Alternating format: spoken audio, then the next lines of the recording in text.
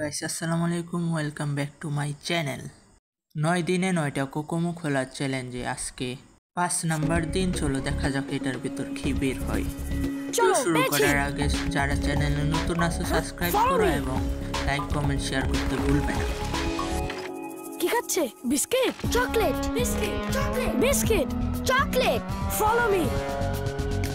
Biscuit, chocolate. দুটোই চকলেটে ভরা বিস্কিট কোকোমো আছে দুটো চকলেট বিস্কুট কোকোমো মজা কোকোমো মজা রে চকলেটে ভরা বিস্কিট রে